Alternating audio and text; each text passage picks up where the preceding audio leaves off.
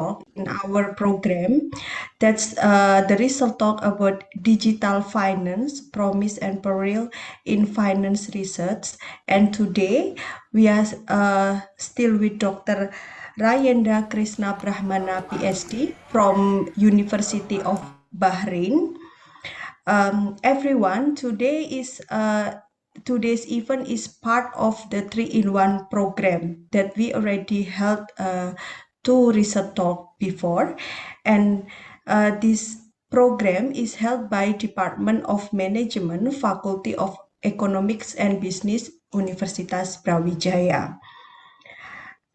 Dr. Ray already be our speaker in the first and the second result talk. But I would like, today I also would like to introduce Dr. Ray again to the participant because some of the participant is a new participant in this result talk. And some of the participant already joined with the previous result talk. Dr. Ray was born in Indonesia. He awarded Bachelor of Economics in Accounting from Universitas Pajajaran in 2005 with research project title The Influence of Crude Palm Oil Pricing to Company Return on Investment and Residual Income. In 2007, Dr. Ray awarded Master of Science in Investment from University of Birmingham with thesis title A Comparison of the Weak Form Efficiency of Southeast Asia Stock Markets. And in 2013, Dr. Ray awarded Ph.D. in Behavioral Finance from University Sains Malaysia with thesis title Psychological Bias Explanation on Malaysia Day of the Week Anomaly. Since then, Dr. Ray have a many career experience, including he became a senior lecturer in University Malaysia Sarawak from 2014 until 2021. And in 2021, he changed the affiliation to University of Bahrain. Dr. Ray also became a head of international unit, industrial and commercialization in Faculty of Economic and Business, University Malaysia Sarawak. And at 2017 until 2019, Dr. Ray became a director for Unimas Business, Economic and Finance Forecasting Center, University Malaysia Sarawak. He also a managing director from International Journal of Business and Society. And he also ever become a research fellow for Unimas Fintechs and Innovation Center from 2019 until 2021. In academic, Dr. Ray has supervised many master and PhD students. And he also have a lot of experience as a thesis examiner in various universities in Malaysia and also in university in overseas, like in some of the university in Australia. In terms of publication, Dr. Ray has published 56 journal article in indexes by Scopus, which some of them is published in A ranking journal in ABDC ranking. That is published in Business Strategy and the Environment Journal and Global Finance Journal. And some of the journal published in B ranking journal in ABDC ranking. Currently, Dr. Ray has 5 H index in Scopus and 12 in H index in Google Scholar. So this is very good opportunity for us that we can learn something about research, in particular research in finance from Dr. Ray that have a lot of experience in publication. So Dr. Ray, good afternoon. How are you today?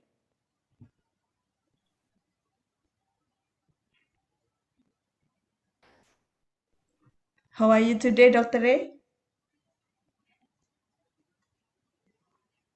Yes?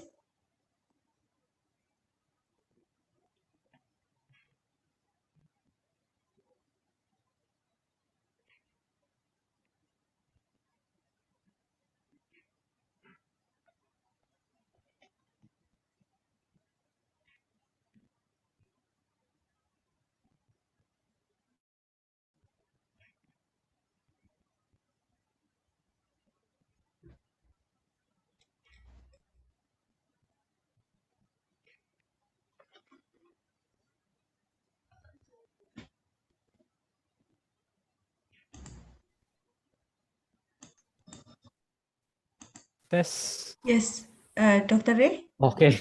Oh, yes. Okay. Okay, how are All you right. today? Sorry. I'm good. Sorry for that. Thank you. Thank you. How are you, Bu Ida? I hope you're also Good. good.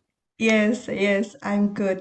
Okay, Dr. Ray, now is time is yours to start for this research talk. So we really excited to know about something new about the research in particularly in finance and maybe for the other major, especially for the related with research and publication. Okay. Thank Yeah, you. time is here. Thank you. Let me share the PowerPoint. So, anyway, sorry for that audio problem. So yeah, I hope you all again, thank you for Faculty of Economy and Business, University of Brawijaya, for this three-in-one program. And then this is actually our third, let's say our third meeting. And then I hope that you not feel boring with me. And I hope you still bear with me with this kind of uh, talk, the research talk, I mean. And today it's more on finance, but as usual, I will not deep further on the finance. It will be more to yeah, let's say it more to economic and business. Um, so as the last research talk from me is more on as the first one we talk about how to find the niche idea, how to find the research gap, and then the second one, how to write that research idea become publications, and the last part is more to inform or to share to you what actually happened in the journal publications, especially in the in current situations about digital economy. But because yeah, because this is maybe help for the finance department, so I put the word is digital finance. As you all know that before the COVID pandemic, with COVID-19 pandemic hit us or become the global health crisis, actually the most famous jargon in 2019 is Industrial Revolutions 4.0. And then from there, for our Faculty of Economy and Business, our field, they make it they focus more on what so called as digital economics, and this digital economics is it's how to say it, it's niche, but it's very focused, but it has cover mm, not only economics, but it's also cover accounting, finance, marketing, leadership, and so on, which is I'm going to discuss with you all today. So the idea comes for this topic is to tell you about, to not to tell you actually, to share to you about what is the promising things from this digital economics or digital finance, and what is the peril from this digital finance. Let's digital finance. So before that, let me share to you that our current situations with our journal. As I think Bu Ida already told you that I am managing editor for one Scopus Q3 journal called International Journal of Business and Society. And then this journal, in August 2021, after I recap around 65 or 70 paper, and then we make, I think only 6 go to reviewer, the rest is go to this reject.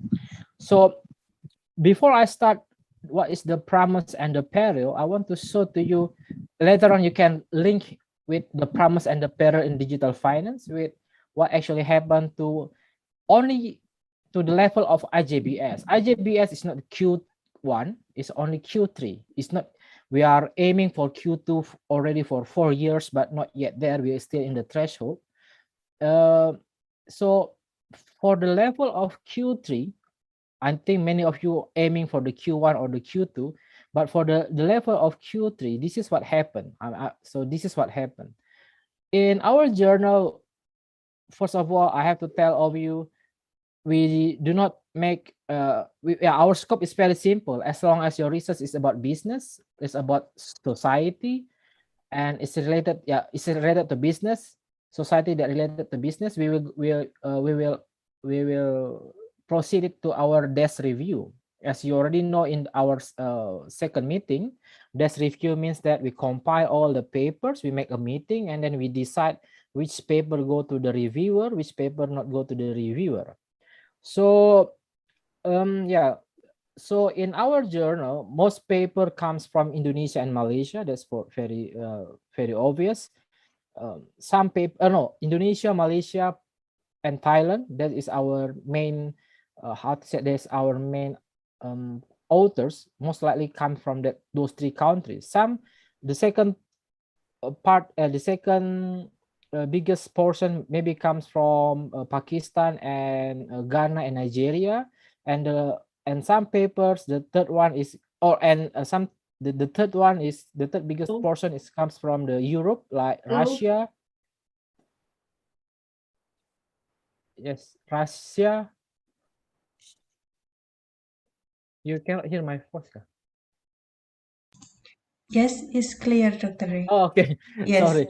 So anyway, the third portions come from Russia, Spain, and Australia and Hong Kong, and the rest is like one paper sometimes come from Singapore, one paper come from US, and so on. So after I usually on the second week and the fourth week of that month, we do the meeting, and then we start to do the desk review.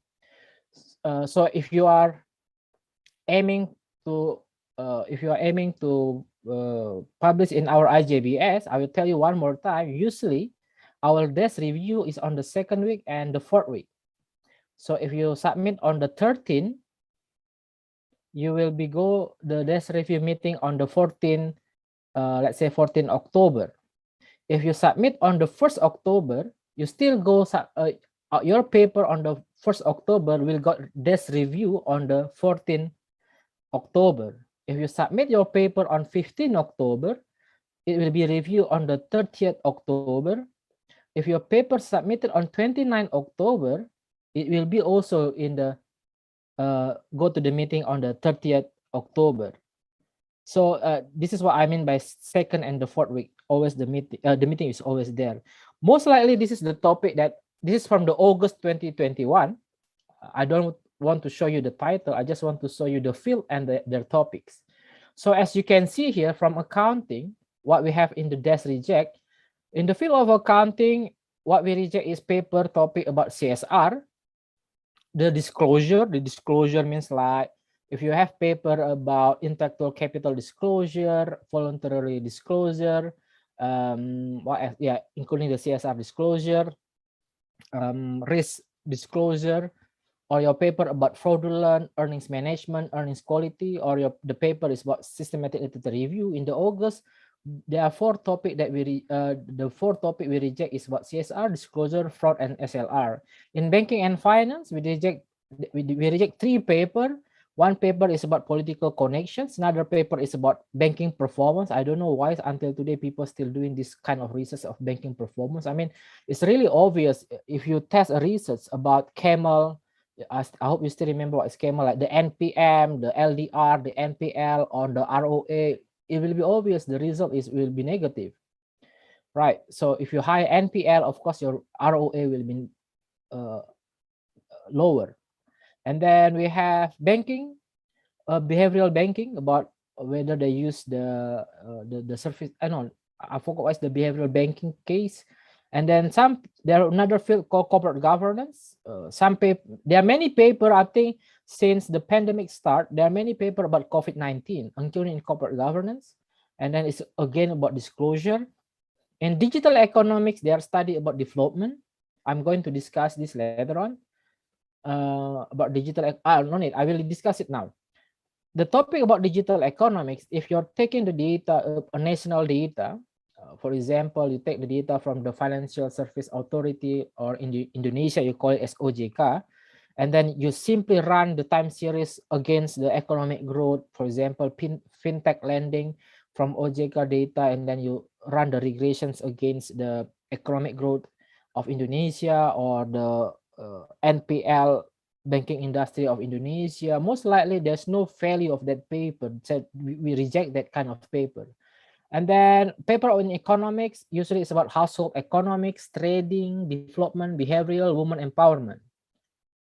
And then in entrepreneurship, in August, I mean, I'm talking only about the August paper. We reject paper. The topic is about COVID-19, co-creations, incubator, social capital, loyalty, and strategy. In finance, we reject paper about insurance, women empowerment, risk management, stock market, and performance. And uh, for this paper about performance, right, with only looking at the title, I mean, our team directly reject it. What kind of performance? For example, you're studying about the relationship between the leverage and profitability. It's not up to the even for me. It's not even up to Sinta 3 or Sinta 3 or Sinta 4. So if you're doing now research, especially for the PhD student or the master student, please remember what I said today. If your current research is about financial statement analysis and performance, for example, what is the relationship between leverage and performance? What is the relationship between size and profitability? What is the relationship about cash flow or working capital to the performance? Believe me, you cannot even hit Sinta 1. So don't dream go to Q3. So please remember, this is the tips for you if you are doing this. If there's a paper, I look at the title directly, I can see, okay, I no need to read the abstract, I directly reject it. And then there's a study about Islamic studies, about microfinance, takaful, COVID-19, marketing, COVID-19. SLR stands for Systematic Literature Review. We reject it. And then university, tourism, digital marketing, operation, Six Sigma, productivity, and then OB, or in Indonesia, famously known as HR, human resource. There is paper about military organizations, not because, okay, I will explain it later why we reject this topic, why reject those paper with this topic. Women empowerment, farmers, medical, political, satisfaction, working environment, and then technology management. There is topic about mobile payment, systematic literature review, and others means not related to economy and business. For example, there's a study about political elections or political behavior, I forgot, and then there's another study about human rights. So don't get it wrong, we do not reject it because we look at the topic. No, this is, I mean, that this is the topic. So there are 65 or I think, let's say 70 papers, and then when I compile those rejected paper with this, is the topic is this one. There are three reasons why we reject the paper. There are three reasons why we reject the paper. One is the top the there's no selling point from the paper. I give example already with the performance. And then the second part is your write up style is not up to the standard. So I really love, if I do this review, I'll just look at the paper outline, how you outline the paper, how you make the table. Directly, I will reject it. So no need to read the paper. And then and then there's the third reason that we go to for this reject is because your write-up is good, your title is good, your topic is good. Like COVID-19 is a good title, fraud is a good title, takaful is a good, not good title, it's a good topic. And then maybe you write it good. The problem is maybe your method is wrong. Method is wrong. For example, you discuss you are doing CB-SAM, but in the end you use Smart PLS. You said that you're doing panel regressions, but in the end you're using SPSS without mixed effect. Or you said that you are doing moderations, but actually you are doing mediations. Or like SLR, there are many SLR paper from Indonesia. Is for, if I look at title SLR, most likely the paper will come from Indonesia. The problem is that how this paper conducted is wrong. The method is wrong. Yes, maybe you know what is Prisma, but how you conduct the Prisma is wrong. And then it will directly rejected without our meeting, because after the topic is interesting, your outline is good, your method is good, then we bring it to the meeting, and then we will filter which one is go for reviewer, which one is go for this reject. So these are the topic that we reject. Those paper that we reject has this topic. That's the correct word. Those paper that we reject is with this topic. Okay. So do not get it wrong. We still accept paper about COVID-19. We still accept paper about takaful. We still accept paper about political connections. We still accept paper, and in fact that I already told you this from the beginning. We accept paper systematic literature review and meta-analysis. We are looking for it. We are looking for paper about meta-analysis and systematic literature review. The problem is, for example, there's one paper we reject in accounting and in marketing. The method is wrong. That's one thing. This is the first thing that I want to tell, to share, not to tell, to share to all of you about it. And then when I, if you still remember, what I say is I look at the topic is good or not. There are several topic is good in this. I still remember in this reject. I give you example the military organizations, the digital marketing, the SLR topic is good, right type is bad, method is wrong, then we reject. So what are the paper go for the reviewer? So from let's say 70 paper that go to the meeting, and then we send 6 to the reviewers. The first paper is about entrepreneurship and SME. Can you see this entrepreneurship and SME is actually old topic, but we love how the writer write it. It's about entrepreneurial orientations using the Nambisan paper. Then it's really good one. So another field is about marketing using e-wallet. Islamic economic also e-wallet. The OB, or the in Indonesia you said is HR, is about SLR. In finance, there's paper about CEO compensations we sent to the reviewer. And the marketing area, there's a paper about digital media. If you count 1, 2, 3, out, so half of it is actually about digital economics, right? Half of it is about digital economics. One is because it's SLR, so we accept it. And no, actually 4. The SME here is also about technology. It's about the technology orientations. So actually 4 paper out of 6 is about digital economics. So what is lesson learned? Digital economics is a very hot issue since 2018 and 2019 until today, is still a hot issue. I know many of you maybe shift to the COVID-19 paper and so on, but if you ask me, if you look at the paper and then I only have one slot, let's say I have only one slot about one paper about COVID-19, the other paper about digital economic, I will choose the digital economics.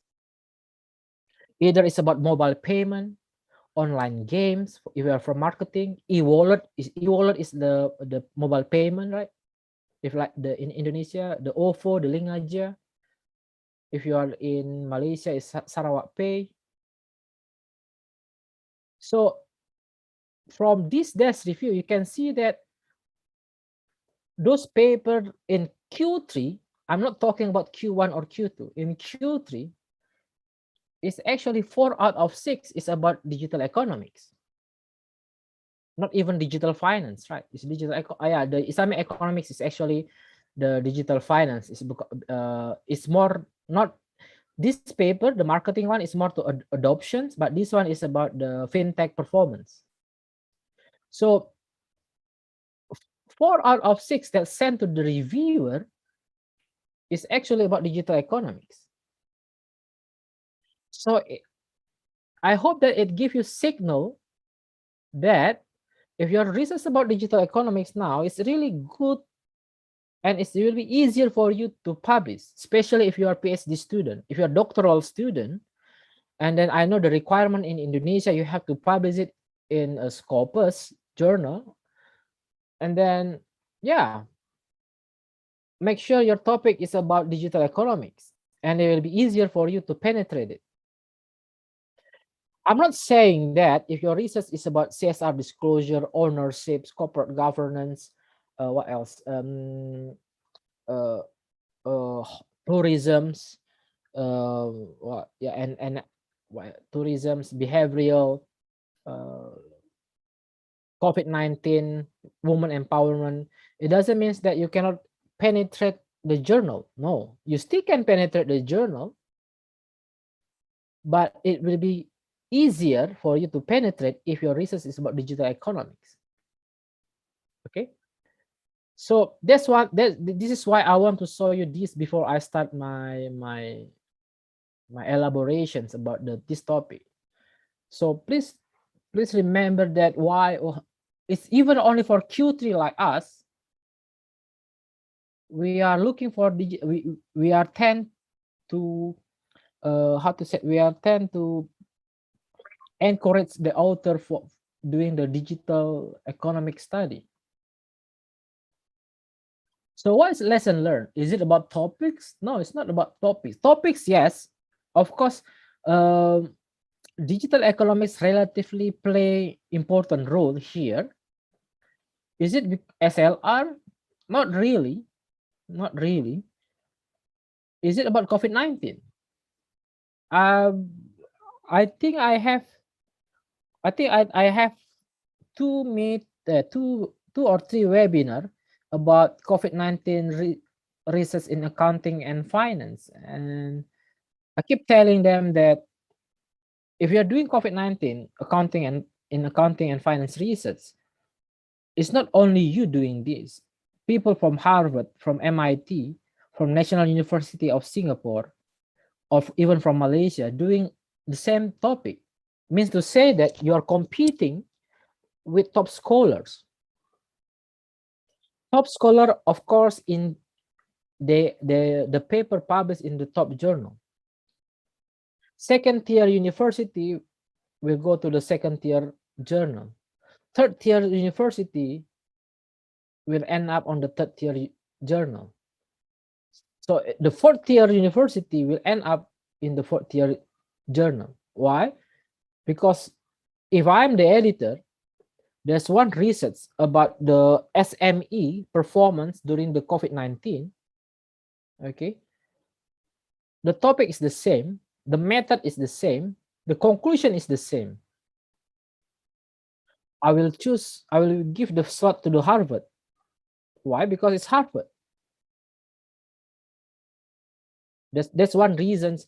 That's one, how to say, that's one factor that you have to consider when you are doing COVID-19 topic. Second, COVID-19 pandemic happened in the end of March. Yeah, actually globally start on January, but in Indonesia start at the third week of March.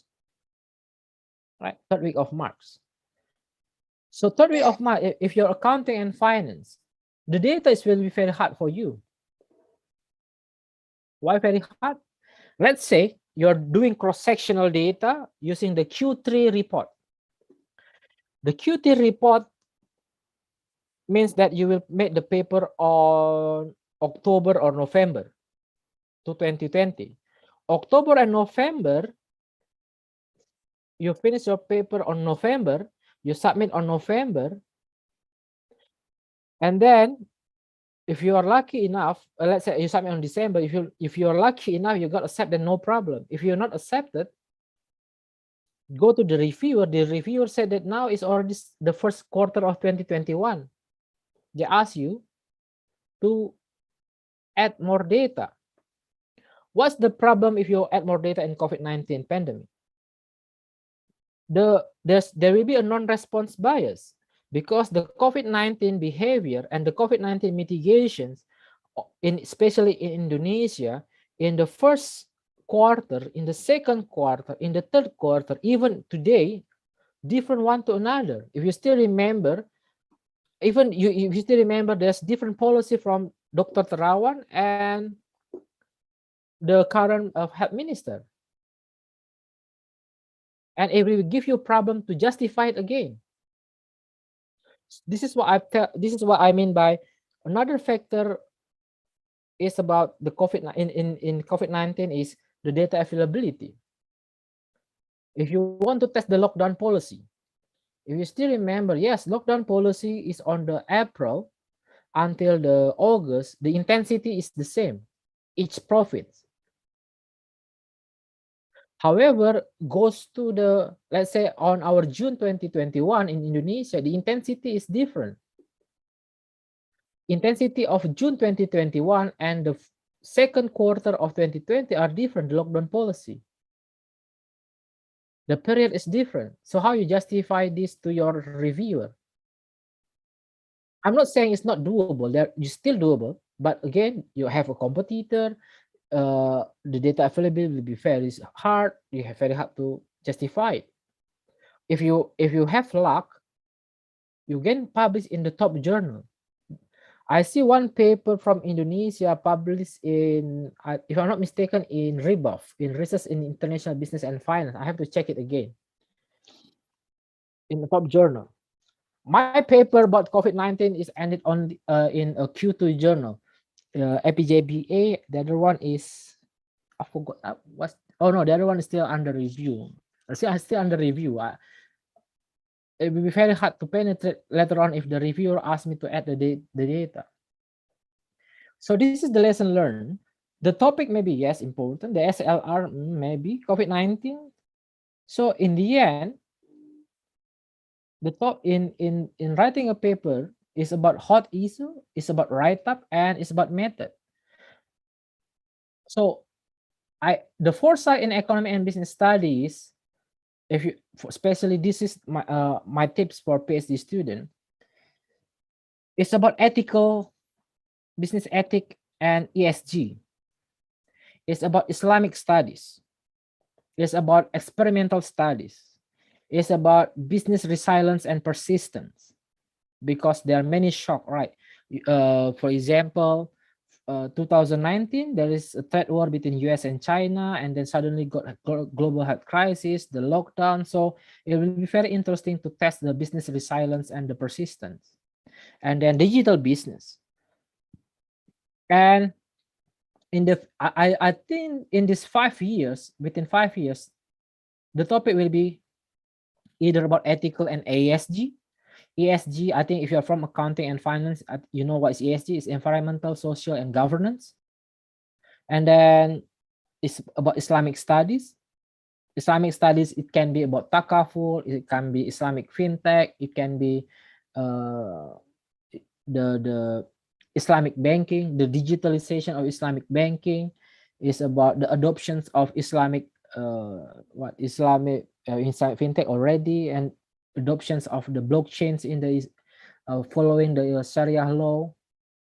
And then within these 5 years, it will be more about experimental studies. This is why now there are many methods about experimental study. Either you're doing RCT, you're doing difference in difference, and so on.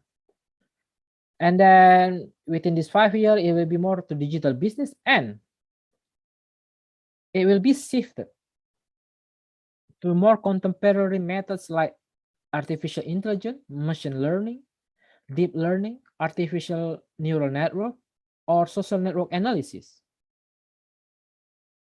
I can say that if you are doing research and elaborating with this method, you have high chance to go to Q2, Q1. And also about digital finance, which is our topic today. So within these 5 years, this are the topics that will be within this 5 years. This topic, if you are doing, if you are doing PhD now, or let's say you just enrolled in your PhD and you still not know what kind of topic will be good for you, this is my suggestion. This is my suggestions. So these are the hot issue. In traditional finance topic, it's very common. We have research about asset pricing, banking, corporate governance, derivative, dividend policy, and then some research about disclosure, fixed income securities like the money market, the convertible debenture, bond, And then you have research about merger and acquisition, stock market. These are the topic in the traditional finance topic. The problem is if I take, let's say if I am the I no, if let's say I'm the managing editor of IJBIS, IAMS actually, and I found research about corporate governance, I will think twice whether I want to put it or not. I'll give an example: corporate governance index and earnings quality. There are a lot of paper already talking about corporate governance index and earnings quality, right? You're making a paper about dividend policy and performance. You have research about disclosures, CSR disclosure, intellectual capital disclosures, what else disclosure, risk disclosures. A lot of paper already talk about this risk disclosure and performance. And still the same with the bond, for example, what distance to default of bond. It's very common, distance to default bond. And then stock market integrations, the volatility. So you have to be careful choosing the traditional finance topic, because there are many other researchers doing the same topic like yours. How about the contemporary finance research? Of course, the contemporary finance research is about behavioral finance. It's about ESG, experimental finance, financial literacy, non-profit organizations, innovations, and entrepreneurial finance. But please remember this: if you're doing entrepreneurial finance, go to the startup. Go to the startup. Financial literacy, especially in current crisis, if you are doing research about personal finance, it will be a very good paper. It will be a very easy for you to penetrate journal publications, especially if you are talking about. I give you an example. If you are talking about uh, frugal living, and then financial vulnerability, risk appetite. For example, why some people want to invest in money game, or why some people want to involve in cryptocurrency. Risk appetite. And if your research about non-profit organization, this is a very rare research. Maybe because the data is very hard, right? I mean, if you are not from finance, if you're doing the NGO, it will be very good. It will be very good research. For example, the disclosure of the NGO, or if you're from non-finance, or from marketing or OB, you can say that the the success rate of non-profit finance to find funding, the success of the NGO campaign. In my previous university in Unimas, there is one lecturer doing research about the, if I'm not mistaken, is the health, is it is the health risk or the mental health risk of either the health risk or the mental health risk of the LGBT community. He published in the high impact journal, and then he changed the LGBT community, go to the prostitutions, the mental health, and I think mental health, because during the COVID-19. So yeah, non-profit organizations. It also can be not necessarily have to be NGO. Non-profit also can be your community, like the mosque, the mosque community, the pengurus masjid. In Indonesia, we call it the pengurus masjid. If you are from the pengurus gereja, for example, the church committee, and then you want to see about how is the disclosure of the uh, the disclosure of the use of the fund in the mosque or in the church. Or you can see that whether why in certain mosques there are many people, or certain church there are many people go there to worship, but another another mosque or another church or another temple, there are not many people go there, right? You can use like word of mouth. You can use, for example, the what they call that one, the spatial, the spa- the GIS, geographic information system. You can do that. If you have this paper, you submit to IJBS, for sure I will send it to the reviewer in with a very simple topic, right? It's very simple topic actually. Why?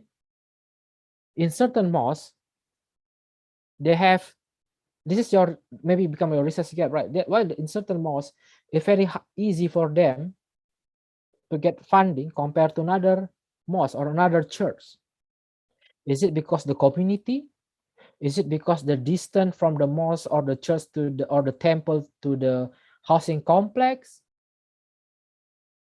Or is it because the community in that mosque or in that church in the temple are really close to the society or really active?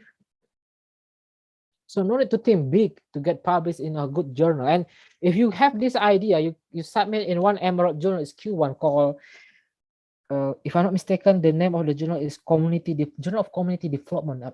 Yeah, I think Community Development. Something. I think Community Development in emerald is Q1. A very simple topic, right?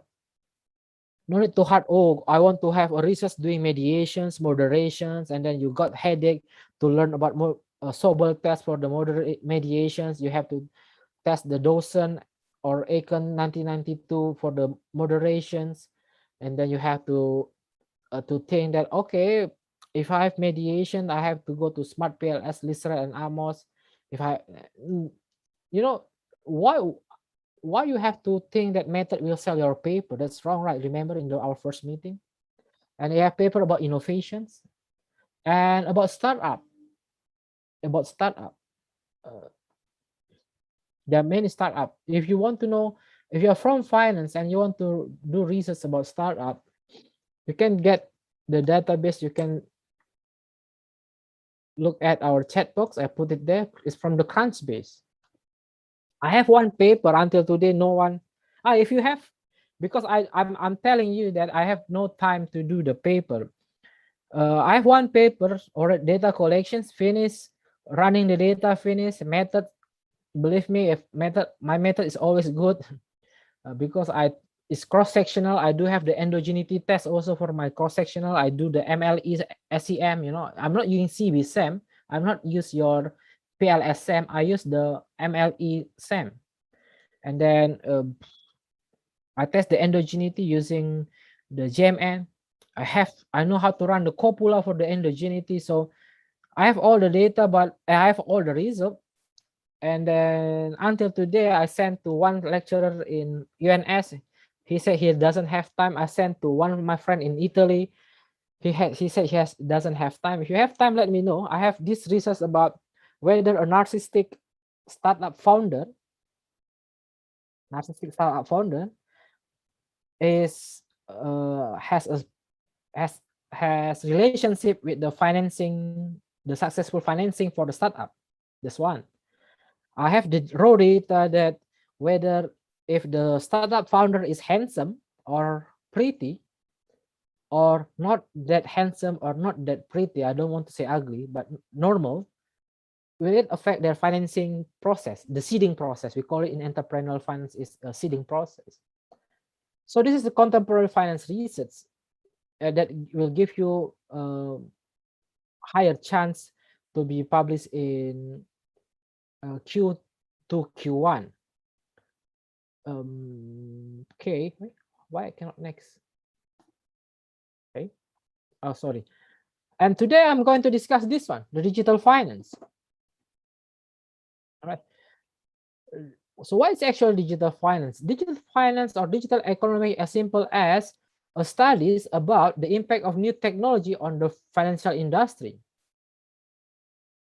So how the implementation of the new technology to your to the financial industry or the or maybe to your firms or maybe to the SME.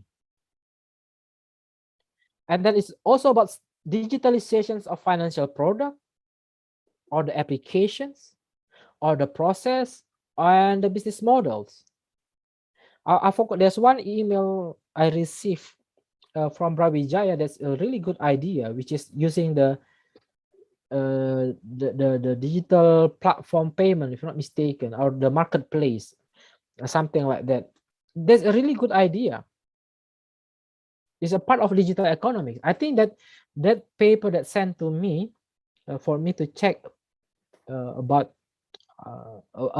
the grand theory and so on, if I'm not mistaken, is about the yeah, it's about the digital platform of marketplace or the digital payment, something like that. That's a really good idea. It's about marketing, or maybe it's about entrepreneurial. It's not about truly about finance, but it's still good. And I do believe that paper can can penetrate a Q1 journal. Why? Because as long as has a good the idea is there. So now is the problem is how to write up and then how to run the method. Um, but yeah, because it's not my field. If you are here, that I think is either a student or lecturer doing this study. My suggestion is if you really want to go to high impact journal, so you're not go to the Q1 only, but further beyond that, you can contact one top scholars and tell them that you are doing this research, and then ask them as the commentator, and then ask him or her to collaborate with you.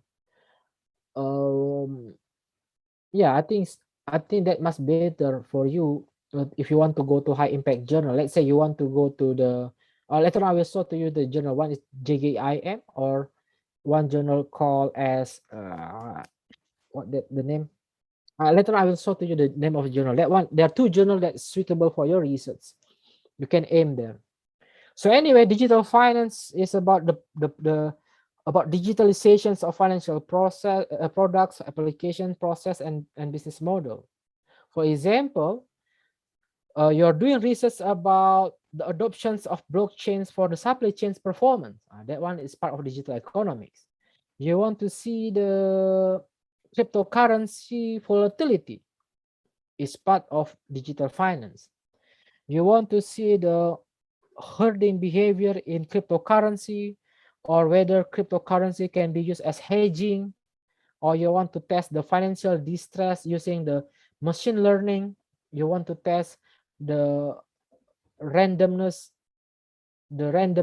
of what of the oil price, the randomness of coal price, the randomness of gas price using artificial network applications. Yes, you can. And then if your research about OB, HR, and then you're doing digital orientation, I have one PhD student actually doing this digital orientation from Zhejiang University. Yeah, it's part also of digital economic. For example, you can do the content analysis. I will show you the technique in the end of the talk. You can do digital orientations of the owner of or the company, or you can do research about fintech, Islamic fintech, or you do research about Internet of Things. And the machine learning and artificial network application is more to the method how to run the data. You want to do the predictions. For example, I'll give you one good example. Let's say your research is about marketing. You can do how much actually people go to Bali. Is it consistent or not? If consistent, in which month? And how do you do it? You can do machine learning or ANN, artificial neural network. For example, I check in the Scopus. This is from Scopus. Per today, this is per today. The keyword cryptocurrency, the Scopus document is only 2,800 until today. About Bitcoin is only 5,786. Digital finance is only 2,397. Fintech is less, 2,431. P2P lending, or in Indonesia we know it as ojol, right? Pinjam. pinjaman online. The P2P lending is pinjol is 582. Can you imagine? How about like this? I don't know whether you have your topic already. Why not you just make about financial literacy or about frugal living or financial vulnerability of those who are taking the P2P lending, either as investor or maybe as the consumer of the P2P lending, right? Because number of Scopus document about P2P lending is only 582, 582 around the world in Scopus document. It's very less, right? A paper about machine learning is 7,803. Machine learning is more to applications. For example, the testing, the persistence of the stock market, the testing about the seasonality in oil price, in exchange rate, in the gold price. A blockchain in economy and business is only 3,000. Most likely the paper in blockchain is about supply chains and about efficiency process. That one's research in the blockchain, the 3,174. But overall, digital finance give you a good is a promising area. Why currently it's very not even 100,000. I'm not talking about 100,000 Scopus document. It's only about 2,000, 5,000, or the P2P lending, the pinjaman online is 582. Right. So this is the current standing per today number of Scopus document with this topic, the not topic, this keyword. What it means by keyword, either is in the abstract or is in the title or is the keyword. If you still remember, when you write a paper, you need title, abstract, and keyword, right? So when I compile title, abstract, and keyword about how many paper about cryptocurrency, 2861. About Bitcoin, 5,786. And this is how promising is digital finance for your research. So what is lesson learned from this standing? In Indonesia, we call it as klasmen sementara, right? The current standing. Most researchers are still in traditional or contemporary finance. Most researchers, you can ask yourself, look at the faculty of economy and business. I think only 10% maybe go to this digital economics. Most of us still either in this topic or this topic. Right. That's one thing. So that's also promising. Means to say that, yes, people know this digital finance is a good topic, but not many researchers actually really go into this topic. This is remind me with the topic of Islamic finance and Islamic banking in the early 2000s. In the early 2000s, everyone know Islamic banking is a surging topic, is an emerging topic.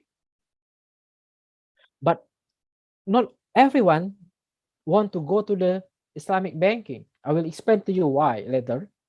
Now, in 2020, it's about digital finance. We know, even myself, I know it's very important, but not everyone go to this digital finance. That's one factor that you have to consider. Second factor, there's less publications in the field. I already saw you the current standing or the klasmen sementara. In Indonesia, we call it klasmen sementara, current standing. So less publications in the field. And it's hot issue. I already explained to you that if I have topic, one example on August 2021, IJBS, 4 out of 6 is about digital economics. One is about technology, entrepreneurial orientations. One is about e-wallet, another is about e-wallet, another one is about digital media. 4 out of 6 that sent to the reviewer is about digital economics. Meanwhile, actually, there are many papers here also about digital economics, but because of the write-up or the method is wrong, so we do not send it. I give you example, this mobile payment or digital marketing. Digital marketing or business incubator. So if this paper, the write-up or the method are good, maybe they can go here. Meanwhile, there's paper about, remember, financial statement analysis, NPL, and the performance, profitability, and so on and so capital structure, for example. The easier example is capital structure to the performance. For me, I don't want to have one paper about capital structure and from performance from Indonesia, unless something new about that. And I believe there's no new things about capital structures and performance. Either you're testing about the pecking order. I do believe either you will talk about pecking order, or maybe you talk about the trade-off theory. So what? We know that if you are from Asia, you will go more to pecking order, but if you go other country that the market more developed, it will be trade-off theory. So what? What is the new thing? Meanwhile, this paper, like I show you the incubator, the digital marketing, I will look at first the write-up and the method. Unfortunately, the write-up and the method is not that good, so we do not send it to the reviewer. If yes, we can send it here. All right. So the promise again is the conventional approach. This is the good thing, because many journal editor really want to have this topic, right? We do not need a very sophisticated method. As long the method is correct, that's good.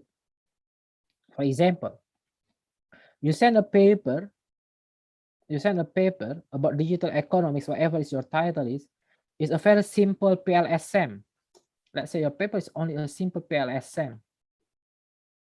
So when I look at that paper, maybe I say, okay, the method is correct, but the method is a very conventional, is a very common method, PLSM. You're using smart PLS software, for example.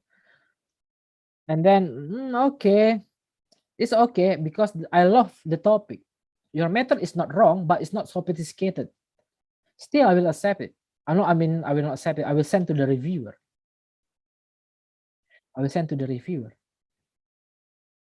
So meanwhile, if you're doing this topic, asset pricing, banking, corporate governance, I'll give you example, stock market.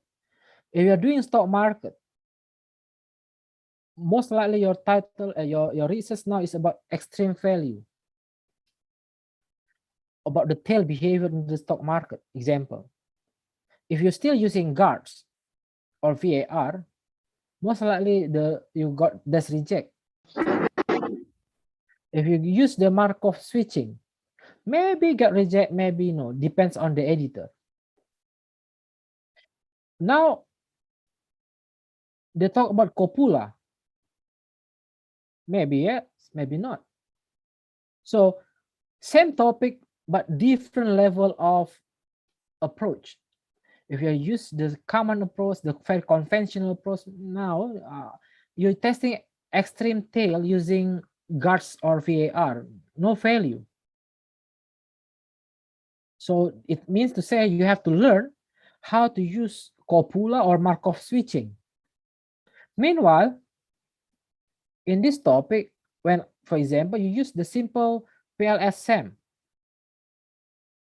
okay, maybe there's a problem in heterogeneity. Supposedly you use the Phoenix PLS, but I can give it as a comment later on. For example, I will give the comment, let's say, please run the Phoenix PLS to test the heterogeneity of your data. One example. But you will not get this reject. If your research about is your research about uh, what job satisfactions and working environment. It's very common topic, right? Job environment, job satisfaction and working environment. Using PLSM, of course, we will going to reject you. Why? Your method is very common method. I have to accept unless you want to compare that. Okay, I'm testing about what just now, working environment and job satisfaction, and then I want to test the endogeneity using the copula. Oh wow, this is so you're selling your method. Then maybe I will send it to the reviewer. But in digital finance is different. You're doing conventional approach still because I just like your topic. Another promising things in digital finance or digital economics. I'm sorry I put it at digital finance, but actually I will talk more on digital economics because digital economics is broader, right? Is there surging digital finance related journal. There are many surging digital finance related journal, and if you publish today, got if you submit today, got published next year. Maybe next year that journal it already scopus. When you submit, maybe it's not yet Scopus because but they need your paper. When it published, it becomes Scopus. Or it's still Scopus Q4 or Q3 when you submit, but when it published, it become Q1. If you ask me, Dr. Ray, are you sure about it? Yes. Financial innovations. The first time I review financial innovations is only ESCI. Now, financial innovation is one of Q1. They only need 1 year to go to Q1, 2 year I think, Q1 and high impact journal. I'm not talking about Scopus.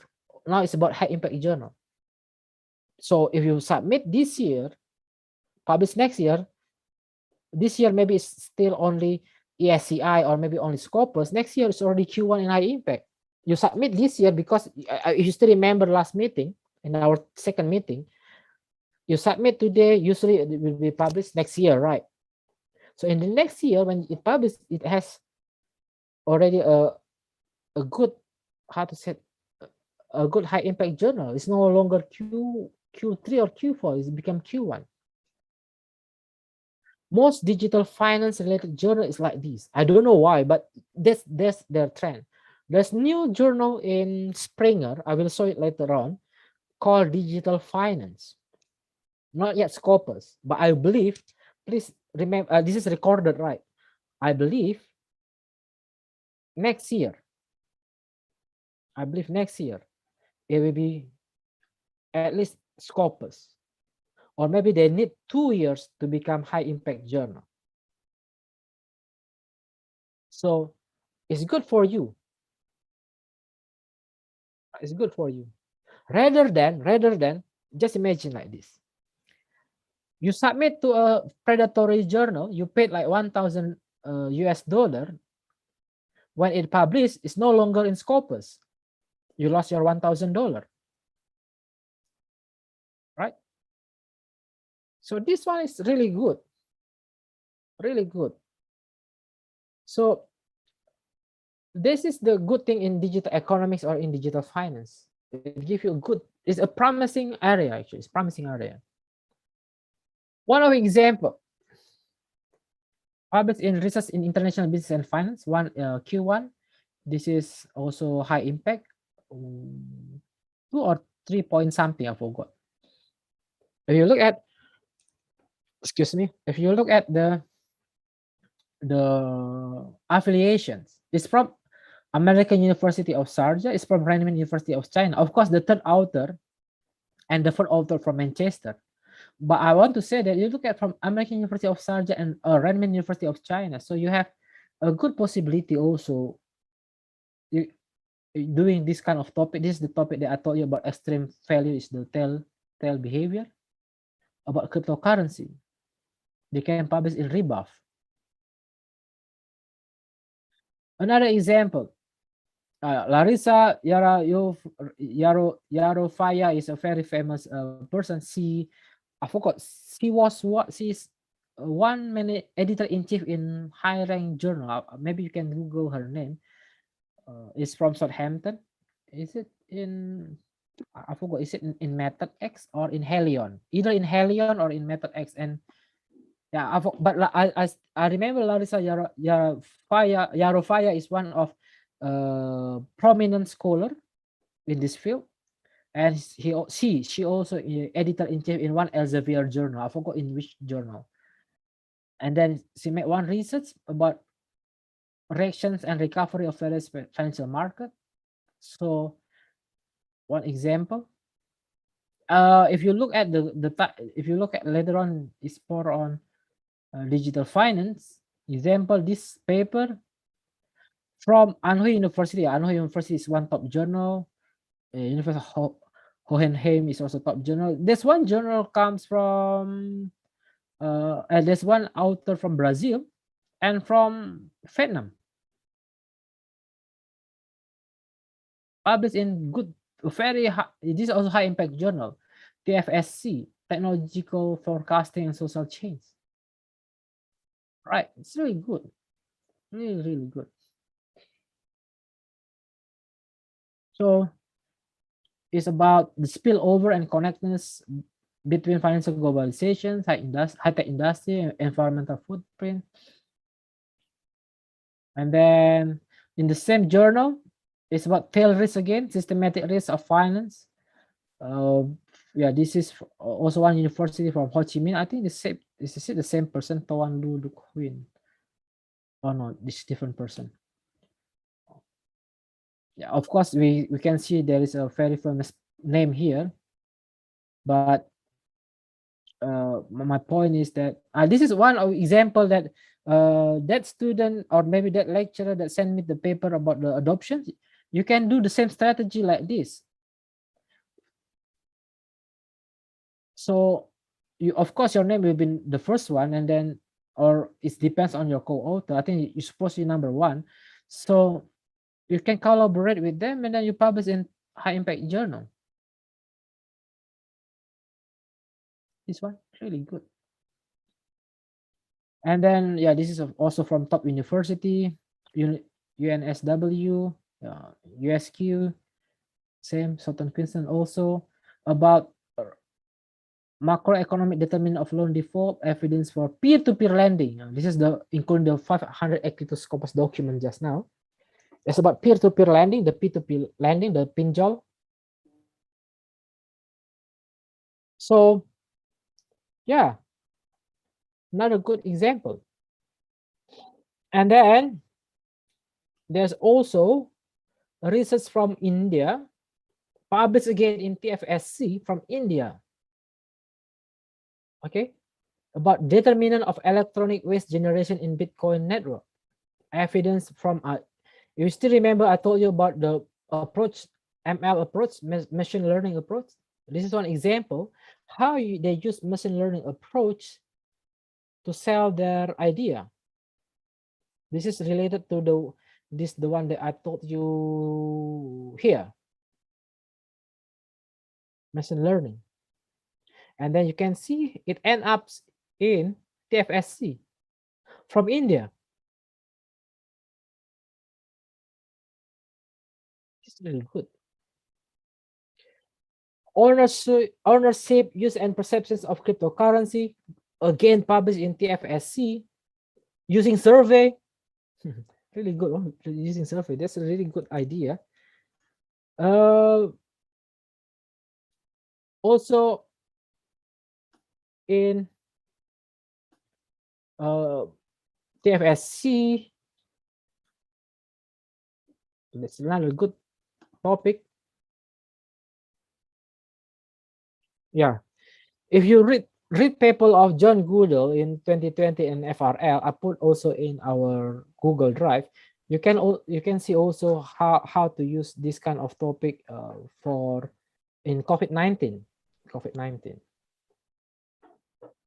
And not the last part. I can say the last part. I adopt one paper from Gomber et al. This paper also I put on our Google Drive from Gomber et al. 2020 about digital finance and fintech, current research and future research direction. So this paper, they compile. It's like a meta-analysis. It's actually LR research.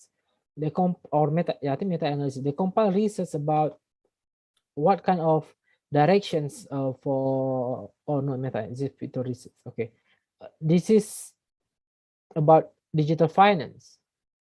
Okay, so he said that okay, in the futures, research will be about digital financing, digital investment, digital money, digital payment, digital insurance.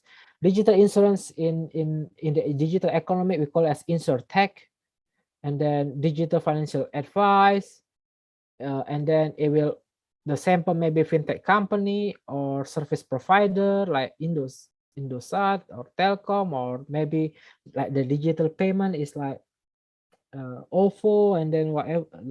I think the Link Aja already changed the name, right? The Link Aja and many more like the Samsung Pay, the uh, WeChat Pay, and so on and so forth. So the research will be more about this, about blockchain, social network, NFC, P2P, big data, or further enablers. This is for those who are doing entrepreneurships. From this paper, I screenshot the table from the paper. It shows also that if you're research about digital financing, this will be the topic.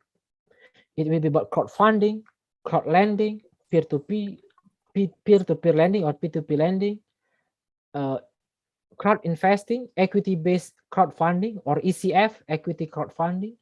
And not, if I'm not mistaken, our Islamic capital market also made a new Islamic crowdfunding. Then you can, if I am you, I will approach Mr. Iram Abdullah. Iram Abdullah, I think, is the chairpersons or the director for the Islamic capital market. You can approach him and then say, okay, I know that you're doing this what the Islamic crowdfunding. Can I part of the research team, or I also do the same research? And who knows, you can get grant from them, right? Who knows? Or you can approach also the Ministry of what? Ministry of Cooperative and SME, Kementerian UKM dan Koperasi, which is they are now more on the bullion banking. If you still remember the case of bullion banking means that they want to make one banking that only for gold or silver, or the bullion is the precious metal. So you can approach them. They say, okay, I'm from marketing, let's do research about the adoptions of bullion banking by SME. And again, who knows, you get the research grant from them. Or you can do digital investment, mobile trading, social trading, online broker, the robo advisor. Remember the robo advisor, digital finance advice, robo advice, the robo advisor. And then you can, all right, the research is not necessarily have to be, I want to know whether the robo advisor is good or not. No, you can also look at who or what is the social demography, those who use the robo advisor. Is it a person with high financial literacy or not? Is it person uh, from low income or high income? Including the mobile gaming, including on the mobile trading, including on the uh, online gambling. There's one research that I read about online gambling, and surprisingly, uh, most of the most customer of the online gambling is from low income family. But I rarely see a research so far. I never see, I have to say, I never see or read any paper that why people from low income, pursue online gambling. I think if you are not from, do you know what's online gambling? Because maybe in your circle, no one using that online gambling. So you have to be careful also. Is in the mobile phone, and then you think that your family doing the mobile game, but it's not. Maybe they're doing online gambling. How you know, right? And you can test that kind of research. And why they do the online gambling? Is it because of word of mouth, or is it because of? This is the good. But this is not my topic. This is a marketing topic. Do you realize that? Uh, how to say this? Anyway, I'm not how to say it improperly. Properly. Do you realize that most of the advertisement from the online gambling conducted in TikTok or in Instagram endorsed by certain not certain celebgram, a typical celebgram, right? I think you know what I mean. It cannot be a good person like Miss Indonesia. No, it cannot be a, a very like Dian Sastro cannot be her. But it there's certain, yeah, I think you know about me. You know what I mean. Why the the advertisement of online gambling, not online game, but online gambling, the judi online, the endorser is come from certain group or typical group of celebgram, right? That selling, I think you know what they sell, this kind of celebgram. I don't want to tell you, I don't want to mention it here. And then you have to check, is it more, why them? Is it because the marketing strategy is uh, really aiming for the low income, and because the low income, they do not know, they do not attract that with Blackpink or Dian Sastro or the top artists, or like Joe Taslim. So because Joe Taslim, if from the low income family, maybe they don't know who is Joe Taslim. They do not. I think everyone knows Dian Sastro, right? But maybe no one from the low income family, they don't know who is Joe Taslim, right? And then they're more attractive to uh, something that's selling the sexual appeal. You can make research about that. And there are many more. Remember also the astrology, you can test it also. In the trading community, investment community, is it using the WhatsApp? Is it using the Telegram? And so on and so forth. So my point is that it's not necessarily have to be really about finance, really about economics. No, it can be about social science, it can be about anthropology, it can be about marketing, organizational behavior, and so on. In Gomber et al. 2070, they compiled this paper from 2015. You can see that about digital finance 83. Let's compare it with mine in 2021, digital finance. Already 2000, only in 17, 18, 19, 2021, only within 5 years.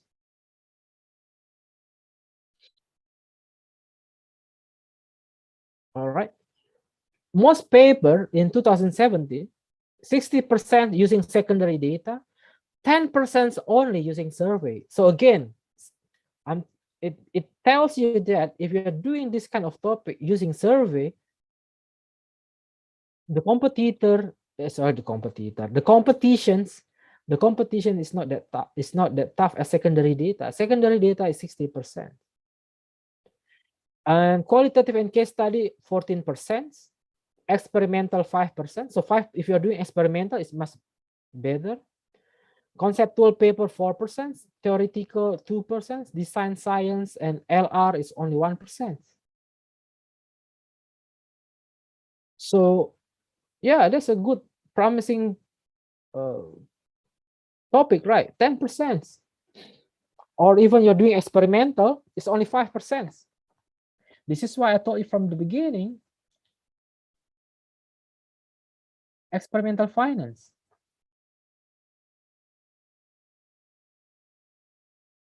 And what is the perils? Of course, I'm not selling you like the good things only. So now let's go to the bad things, the pro and cons. Now let's go to the cons, the perils. Digital economics or digital finance is a new field. It outside our field. It sometimes is transdisciplinary. We are trained to learn about theory of firm, agency theory, upper echelon theory, pecking order, you name it, resource-based view, entrepreneurial orientations, pecking order sudah, what else? And many positive accounting theory, institutional theory, and many more. We are trained that because during our undergraduate degree, our master degree, even during our PhD, this kind of theory keeps coming up, and then we just learn this field. And suddenly it's disrupted by technology. So this is a new field. If you ask your professor, maybe your professor also confused, or maybe they do not understand. Maybe I use the word maybe, yeah? Maybe they don't understand. Why? Because digital finance, digital economy is a new topic. It's a new topic. So it's a new field. It's outside our field. So it needs you to have more effort. You have to learn something new. You have to understand it. I believe if you ask, not okay, I believe not many finance lecturers really understand what is cryptocurrency. I believe not many. If you ask our finance lecturer, if you ask what is the difference between the coin in cryptocurrency and the token in cryptocurrency, I don't believe that many of our I mean, not only Brawijaya, not only in Malaysia, not only in Singapore, not only in Middle East, all over the world, not all of them understand. You ask, do you know what is cryptocurrency, or what is the difference between Bitcoin network and the BTC? What is the white paper in cryptocurrency? Right. You can simply ask, you can test your lecturer or professor, ask them, do they understand about what is the difference between coin in cryptocurrency and token in cryptocurrency? What it means by light network in the Bitcoin? Okay, you change the topic of cryptocurrency. Let's go to the blockchain. What's actually blockchain? Why blockchain is used in cryptocurrency and also used in the political elections? So it's a new field. And I learned this in 2018. And it takes me like 2 or 3 years to learn this new thing. 2 to 3 years is means like I'm joining the diploma, right? The D3 in Indonesia. 3 years the diploma. Only to learn a new thing about this thing. So it's a new field outside our field. It's a new approach outside our standard approach, like the machine learning, the artificial intelligence, the Internet of Things, the deep learning, and so on. Outside our standard approach. The data availability is also limited. The data availability also limited because in Indonesia, the digital banking start last year. If you want to do about digital banking performance, not all Indonesian banking have the QRIS disclosure, so you cannot find the data unless you can find. And then if because it start on 2020, so you only have cross-sectional data, you cannot test the panel data. And then it's a very limited existing research to benchmark. Remember the benchmark strategy? It's very limited. So yeah, it's very a good research project, right? It's very good research project, but don't forget that you also have another current project that you are holding now.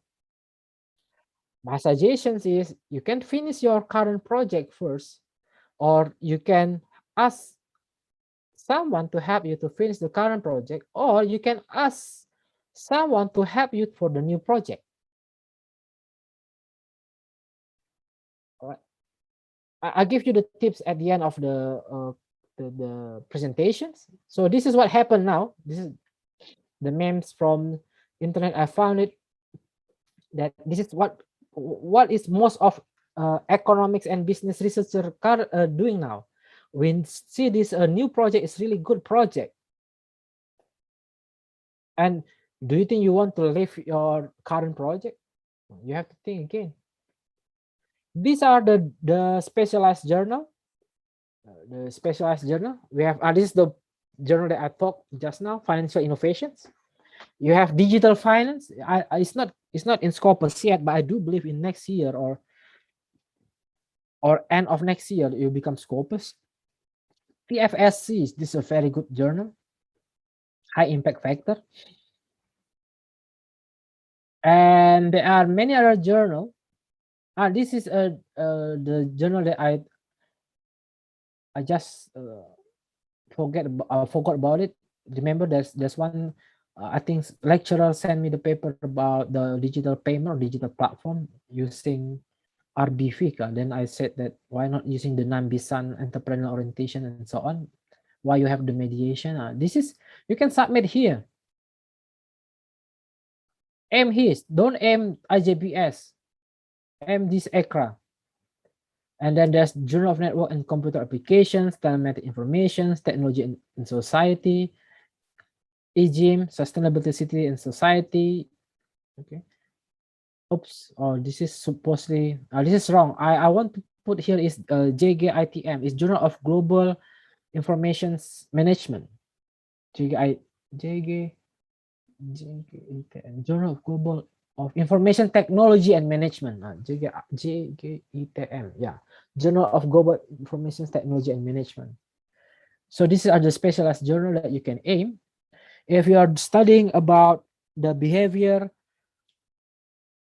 the social behavior towards the technology, you can send to the computer in human behavior. That's also high impact journal, but it's good journal. And yeah, you try that one. I mean, nowadays, do not look, oh, high impact, I cannot aim it. No. Now there are many Indonesians, many Malaysians, many Singapore, of course, many from Vietnamese, many from India. They can go to high impact journal. You have to try that first. Look, if you have studied about social behavior towards this technology, you can send to computer in human behavior or human behavior in computer, something like, I think computer in human behavior. All right, this is the example of simple example how to do the research for the, I'm sorry, but this is more to accounting and finance now. If you have questions that applicable for your field, you can put on the chat box also, and you always can interrupt me. Don't we can always have discussions. Yeah, this is from our first meeting that I failed to tell you, and then I want to describe it now. One research in IRFA, International Review of Financial Analysis, is about, does cyber tech spending matter for bank stability, from Malaysia. All right. So the research is taken from 43 countries, and how this paper uh, measure the cyber tech spending. So cyber tech spending is equal to percentage of non-interest operating expense. From where, I think if you're from accounting and finance, you can find it in the notes to financial statement, right? So yeah, so next one, the next paper, oops, sorry, is about sentiment analysis of Twitter data. So you want to know the sentiment of or the volatility of the IDX, the Bursa Efek Indonesia, or you want to see the sentiment of the Jiwasraya stock, or maybe the sentiment of Belfin or Ustad Yusuf Mansur. You can use the Twitter data using the SNAs. And then there's one paper published in PBFJ. In the PBFJ is Pacific Basin Finance Journal. Does bank fintech reduce credit risk? This is the one I just told you. We have to this one you have to do content analysis. And if you are from accounting and you want to do this research, let me know also, because especially if you are doing corporate disclosure, either you're doing CSR disclosure, risk disclosure, climate change mitigation disclosure, intellectual capital disclosure, because this one we it's the same method, content analysis.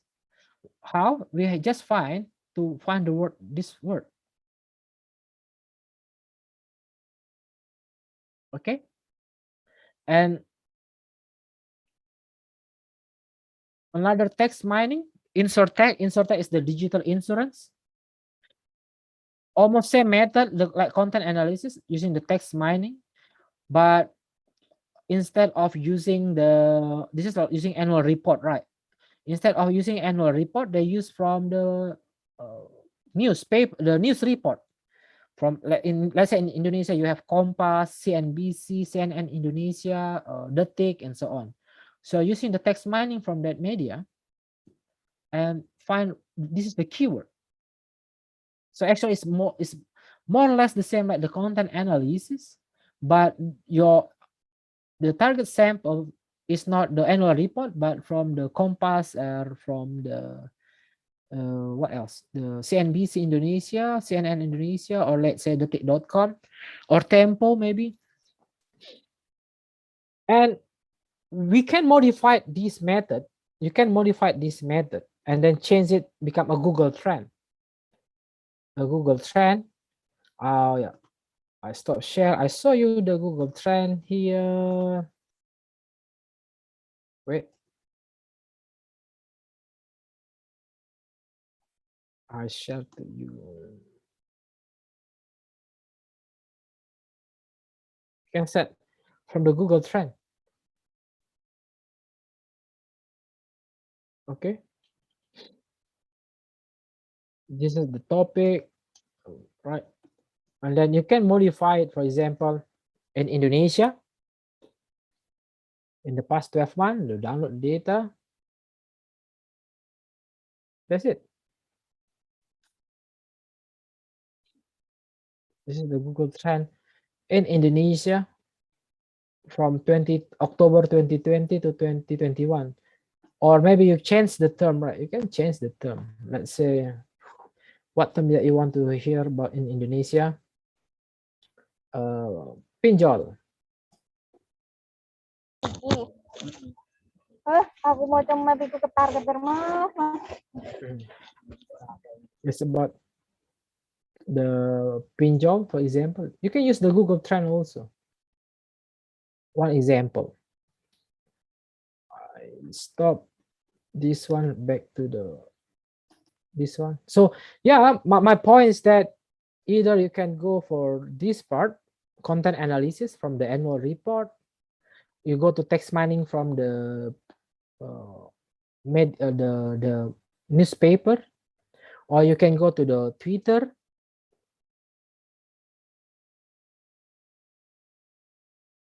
Or any other idea. If you have any other idea, you can let me know also. We can think about it. So, okay, the problem is that, okay, Ray, you said that we can do this, we can do that, but the problem is you said this one also, new field, outside our field, new approach, outside our standard approach. So it seems hard, but it doesn't mean impossible. Okay, it seems hard, but it doesn't mean impossible. What it means, you have to strategize it. How to strategize it? Make a collaboration. I do believe in Brawijaya University, you have FMIPA, the Faculty of Mathematics. And I do believe in Brawijaya also, you have information technology or information system or computer science. So you can collaborate with them, the lecturer, from a faculty of information system or information and technology or computer science or mathematics, and then you collaborate with them to use the SNA. For them, SNA is nothing. This is their undergraduate project, not even master project. For them, this is undergraduate project. This is undergraduate project. Right, this tax money is undergraduate project. Google Trend also undergraduate project. Therefore, if you have them, then if you have topic that interests you, then you want to do it and you do not know how to do the technique, you can collaborate with them how to do so, how to do it. You take one paper, you approach them and say that, okay, I want to I read this paper. It's applicable in finance or in marketing, in HR or in operations. The problem is that in faculty economics and business, we only know PLSM, CBSM, what else? The panel regressions, the GMM, the TSLS, Copula, and so on. There's no one in our faculty understand about how to do SNA or machine learning or deep learning. But in computer science, do you know anyone understand about this? And if your friend say, "Yeah, I know, you can do this to this one, that one, and so on," because I tried this in the 2 university in Indonesia. I don't want to mention the name because they say yes, but until today, it's just last month actually. One is last month, the other one is last year. No, last 7 months ago. So they said that they do this kind of research, and then this is also why he told me also. Yeah, I agree with you, Ray. SNA or machine learning is actually undergraduate project in computer science. And then I told him, well, then why not we collaborate? And then I sent him a paper, and then until now, no news.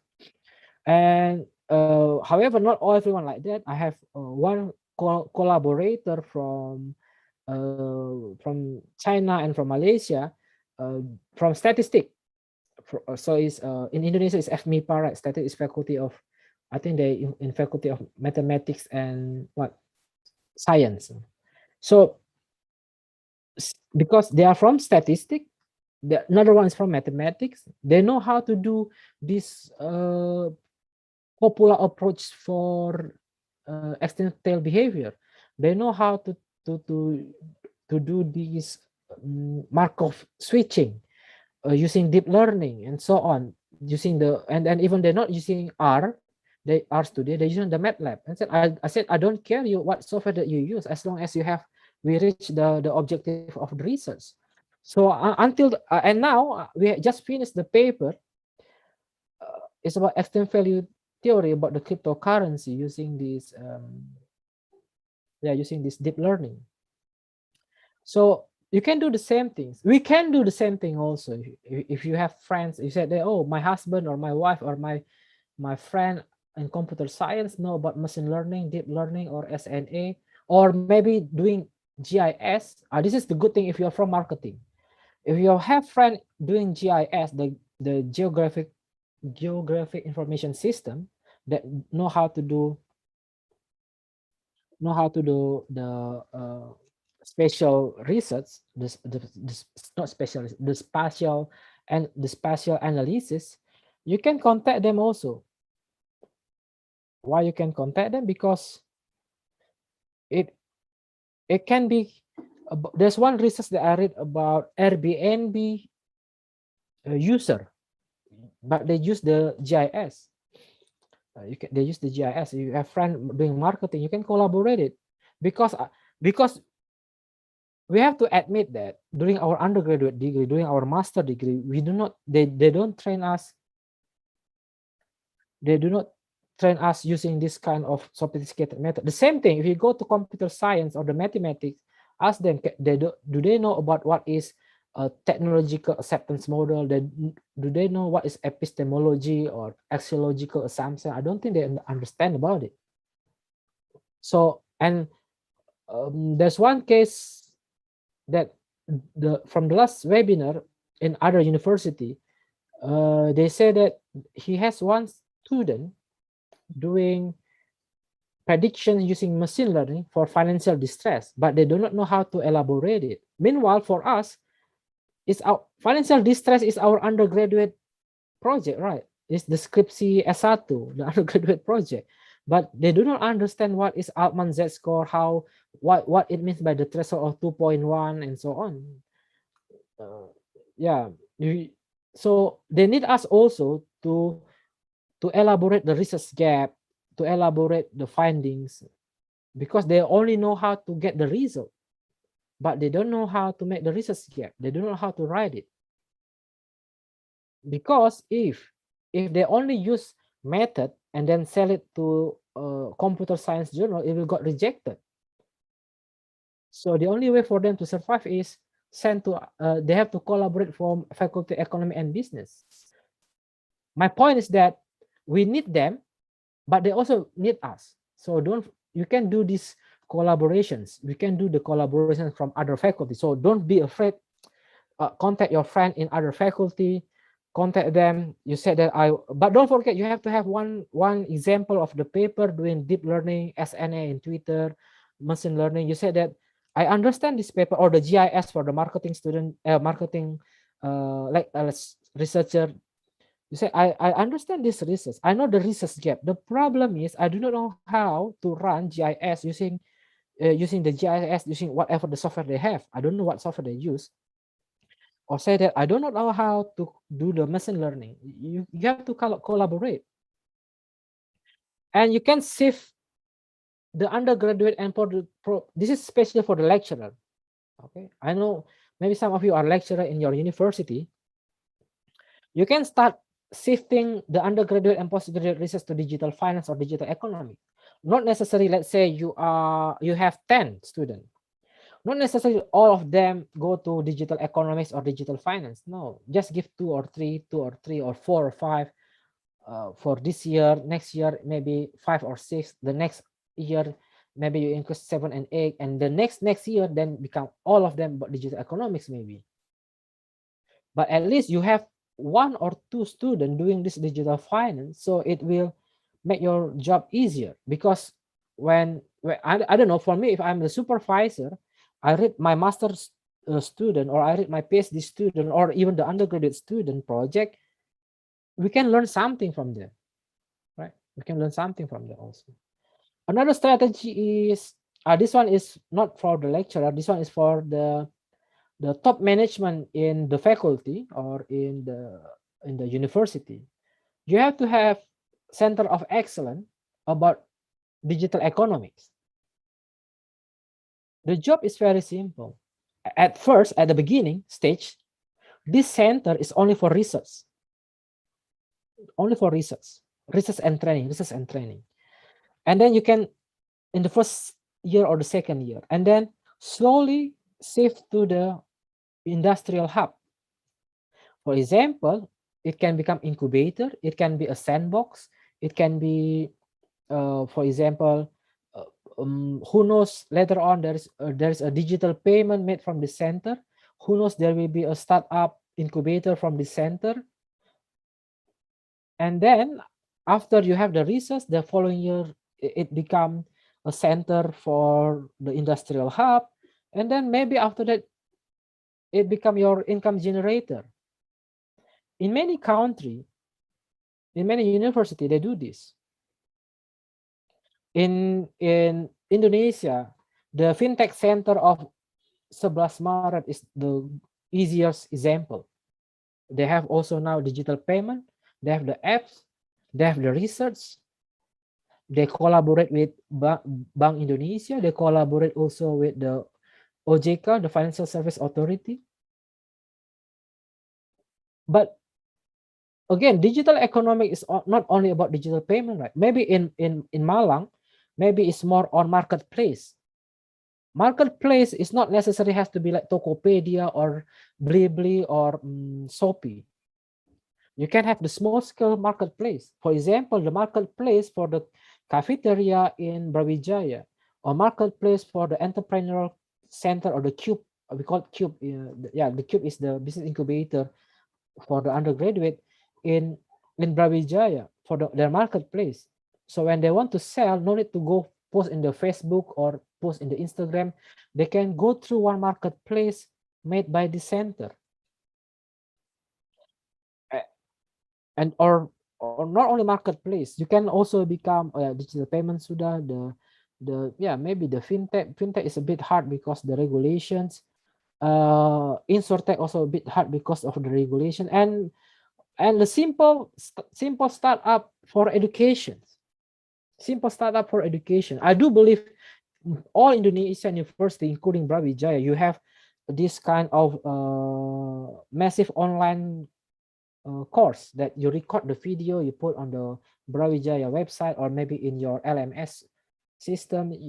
And then why not you make one ruang guru from that, and then it's under the center of excellence to know whether that marketplace, the digital payment, that the new ruang guru and so on and so forth, successful or not, it backed up by your research. That's why when you want to establish a center of excellence, it has to start from a research first. After that, start to become gradually. It cannot be 1 year, 2 year, 3 years. It's 5 to 6 years. And who knows, the center of excellence will become your income generator for your university. And another strategy is industrial networking. I mean, the center of excellence, I give you example is EDHEC, EDSEC University in French. They have center of excellence called as, I think if I'm not mistaken, is blockchain, center of blockchain. In our university, we call as fintech and innovations. But in our center, the center is changed from, is in the second stage. The first stage we already passed it. Now everyone do the research about fintech and innovations. So it's shift to two things. One is the spin-off. Why is spin-off? Spin-off is, let's say there is one researcher from Faculty of Computer Science make a new apps, or one researcher from architecture or from civil engineering or whatever, from music, from arts that have the IP, and they want to make a startup selling this IP. So this center will help them as a spin-off. Spin-off means you help them to establish one startup, and then when they got seeding, the pre-seeding or the seeding C, anyway, maybe I think you know what seeding C, the pre-seeding, then you can charge them. I do believe there are many lecturers in especially in Java, especially in East Java. You are be creative. You can do that also. So, and after that, because you have income, you can finance the research grant conducted by the researcher in that center. Or you can ask, for example, you want to know, what is the acceptance of the apple? I don't know. During my time, Apple is very famous for Malang, right? So is it the apple farmers will use the marketplace? You can use it as your research. So you collaborate with one associations, and then you said, I want to do this. You can do this research, and then you ask your lecturer in the faculty to do the research. You give them the money. Of course, don't take the money. You have to share also the money to the researcher. So rather than selling only executive program or whatever it is, you can study. I do believe maybe in your university also you already have this one. It is only one of strategy how to flourish or how to encourage the digital finance research in our faculty. One example in our university, no, I mean in Unimas previously we helped them for the spin-off, and also for the the spin-off. That one, no, I think only the spin-off. We are aiming for digital payment, but it failed because of the COVID-19 the lockdown. Anyway, and then we have industrial networking. You can collaborate doing research with the industrial. For example, you do not understand what is cryptocurrency, blockchain, or Internet of Things, you can ask them. For example, you can contact in HaloDoc, in Good Doctor, in what else? What else? The digital Bank Jago, in Tokopedia, in Gojek, in Grab. Contact them and say, I want to collaborate with your data analyst. I want to do this research and this and that. Who knows your research is about e-hailing? Who knows your research is about marketplace? Who knows your research is about fintech? So you can say, or who knows your research is about the medical e-medical provider, or like HaloDoc or this Health Doctor and so on, right? You can say that I want to do this research. Do you have the data? Why not we make paper together? They will love to, because that's their job. And you're from academic, you have better theoretical perspective, you have better how to say, quantitative analysis, so they will be happy to accept you. So this is the strategy: collaborations, shifting the undergraduate and postgraduate research to digital finance. Special, the first one and the last one is for all researcher. The second one, if you are lecturer, that you supervise undergraduate and postgraduate. And the third one is for the faculty. So that's a strategy. I think that's all from me. I hope it's fruitful. Thank you very much. If you have any question, feel free. Thank you. I stop share. Okay. Thank you, Dr. Ray. We open for the discussion session. So if anyone have a question, can do question in English or Bahasa. It's okay. Please, if have any question, can ask directly.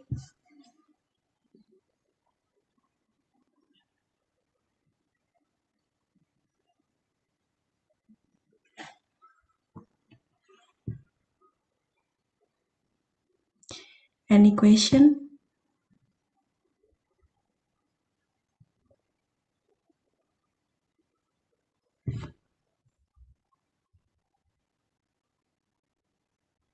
Yes, yes, Madam Hanifa. Yes, please. Time is yours. Ya, thank you Bu Ida. Bisa dalam bahasa Indonesia aja Bu, supaya lebih enak gitu ngomongnya. Boleh. Dr. Ray, terima kasih banyak untuk reply email saya. Mungkin kalau tentang yang topik yang saya email itu nanti dilanjutkan di email saja. Cuman saya pernah, ini terkait dengan metode yang tadi Dr. Ray sampaikan terkait machine learning, kemudian artificial neural network. Saya pernah membaca artikel-artikel tersebut. Mungkin pertanyaan saya, apakah dalam metode menggunakan ANN atau AI dan teman-temannya itu, kita membutuhkan persyaratan seperti halnya misalnya PLS, kita membutuhkan uji normalitas dan sebagainya. Mungkin karena memang saya pernah membaca dan saya masih agak sedikit bingung terkait dengan metode apa dalam menganalisis dalam artikel atau dalam artikel ilmiah gitu, Dr. Ray. Mungkin itu pertanyaan saya, Dok. Terima kasih sebelumnya. Iya, Ibu. Terima kasih. Kalau pertanyaannya, ya kalau yang ANN saya tahu ya Bu, karena itu part of disertasi atau tesis S2 saya dulu di Birmingham. Kalau yang machine learning AI saya kurang tahu karena bukan bidang ilmu saya. Kalau ANN dia tidak sama kayak least square. Least square tuh ya kayak regresi sederhana, pendekatannya lebih beda, dia lebih kepada randomness. Jadi kalau mau menjawab yang untuk ANN doang, saya boleh jawab dia jauh beda. Tapi kalau untuk machine learning ataupun deep learning atau entah apa lagi namanya itu saya juga kurang tahu. Tapi kalau yang ANN dia memang beda. Tapi saya rasa gini sih Bu, kalau pada prinsipnya, ini hanya pada prinsipnya.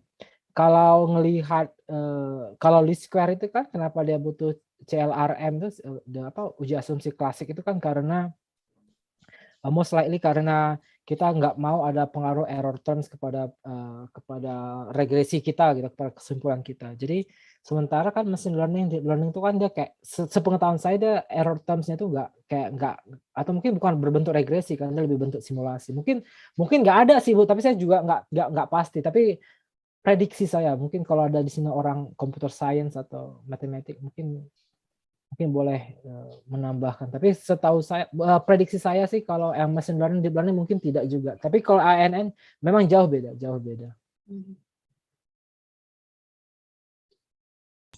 Iya, terima kasih Bu Hanifah.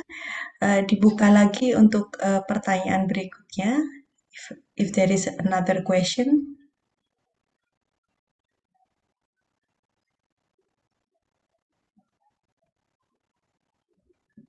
Any question?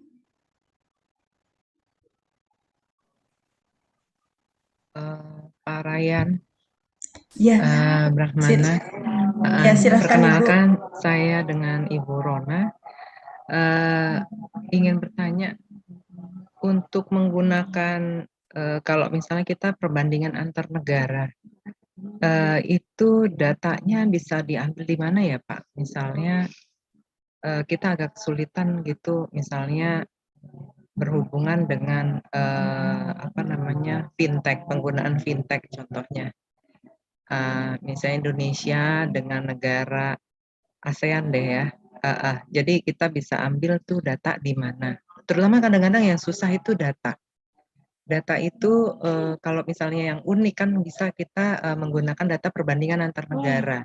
Itu semakin baik sepertinya. Tapi kalau misalnya cuman di Indonesia, mungkin ya lingkupnya ya hanya di Indonesia saja, tidak bisa digeneralisasi gitu.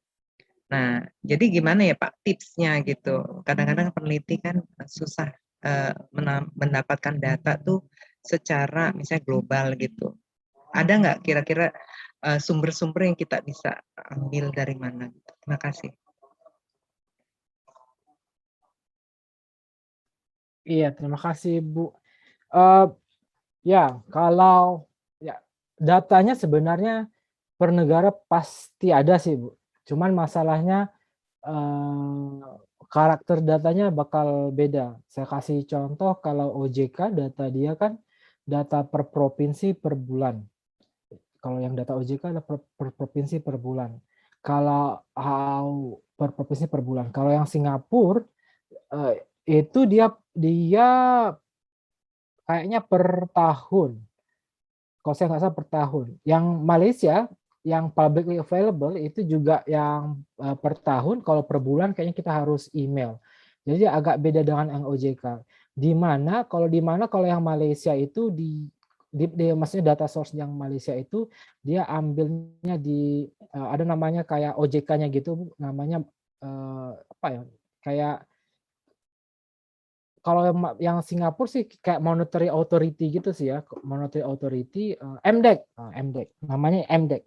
Kalau yang Malaysia MDEC, Malaysia Digital Economy Commission, MDEC. Dia MDEC, dia nggak kayak OJK. Kalau OJK kita kan besar ruang lingkupnya. Kalau mereka di MDEC itu ada masalahnya ada satu lagi nih Bu. Kalau kita datanya itu adalah value. Kalau Ibu lihat datanya fintech di OJK itu adalah value fintech per provinsi per bulan. Kalau mereka kayaknya jumlah fintech. Jadi mungkin yang Thailand saya nggak pernah tahu, yang Malaysia saya tahu karena yang tadi tuh yang saya cerita bahwa saya ada submit satu paper selama COVID tentang fintech lending untuk masa proses lockdown. Itu kan tadi saya sebenarnya curhat colongan saya aja Bu, itu saya kena reject terus data tambahan. Jadi saya pernah compare datanya itu agak susah karena karakter data tiap negara tuh beda. Tapi disediakan di Singapura tuh ada namanya Monetary Authority of Singapore. Kalau yang Malaysia itu namanya MDEC apa ya? Malaysia Digital Economy Commission kata Council gitu. Itu baru kalau kita di OJK kan dia ada, cuman karakter datanya berbeda. Itu yang pertama yang masalah. Kemudian cara menjualnya seperti apa? Cara menjual data fintech ini kalau yang untuk agregat, untuk yang data agregat itu kayak data-data orang ekonomi ya, bukan data-data orang marketing. yang per provinsi per bulan, jualannya memang agak lebih susah sih, karena kita mau ngeliat apa sebenarnya kalau apakah kalau penelitian saya itu tentang apakah pengaruh PSBB sampai PPKM itu ada nggak ngaruhin dengan fintech lending di Indonesia. Kebetulan kan datanya panjang gitu. Tapi kalau diagregatkan, terus saya mau jualan pengaruh fintech terhadap economic growth gitu, atau pengaruh fintech terhadap financial inclusion. Kita ada data financial inclusion juga di BPS. Atau itu agak susah jualannya gitu. Kenapa? Karena kalau saya sebagai editor, saya hanya ngeliat, oh ini mungkin dia hanya jualan data aja. Kebetulan dia ada data, and then modelnya tuh ya standar lah Bu ya, kalau kita entah dia guna JMN atau mungkin dia datanya agak bagusan dia guna panel guards dan sebagainya, ya mungkin gara-gara jualan data dan metode aja gitu. Dan tapi masih sellable sih kalau Ibu punya data, misalnya ada data OJK yang fintech per bulan tadi, Ibu against dengan financial inclusions atau jumlah selain financial atau jumlah poverty atau apalah gitu, itu atau jumlah UMKM yang ada dan sebagainya, masih bisa sih Bu untuk sekelas IJBS, sekelas Q4, Sinta 1 masih bisa. Tapi bisa, tapi agak capek dalam artian entah kenapa menurut penerawangan saya dukun gitu ya. Menurut penerawangan saya mungkin bakal di reject 1-2 kali dulu sama satu jurnal, kedua jurnal yang kedua, sampai jurnal ketiga mungkin baru kayaknya dapat tempat untuk reviewer. Dan kalau memang hanya ngejar Scopus Bu, hanya ngejar Scopus, Ibu nggak usah pentingin. Kalau saya Bu ya, ini kan permainan kayak yang saya kasih tahu di pertemuan kedua. Kalau hanya sekedar ngejar Scopus, yang penting ada Q4 atau Q3, doable Bu, saya percaya doable.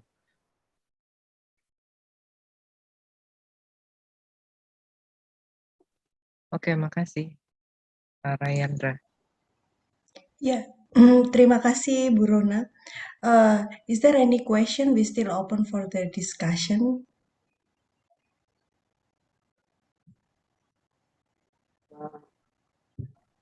Tapi kalau di tempat Pak Rayendra sendiri itu Scopus 3 ya Pak, atau 4?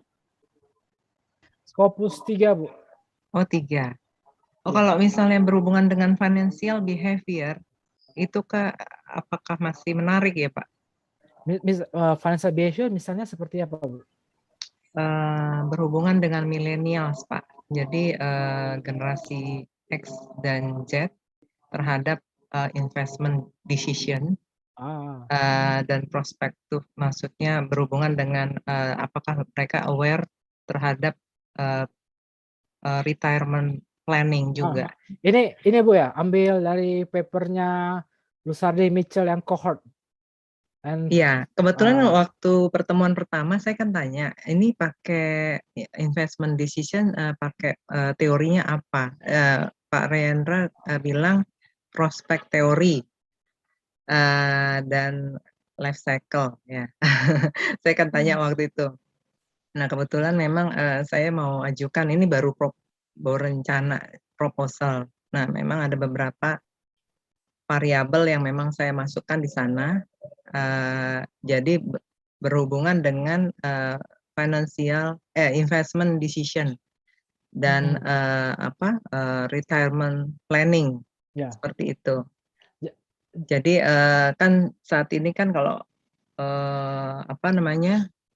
dari millennials ini mereka lebih suka, maksudnya once a life ya, maksudnya cuman ya hari ini saja gitu loh, hidup hanya sekali, terus misalnya menggunakan uang lebih banyak gitu untuk kesenangan pribadi. Jadi kalau di Indonesia OJK sendiri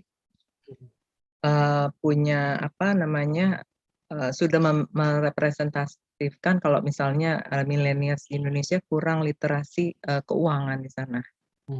Gitu. Jadi mereka untuk literasi keuangan kurang, makanya pandangan terhadap uang itu, maksudnya penggunaan seefektif mungkin tuh kurang.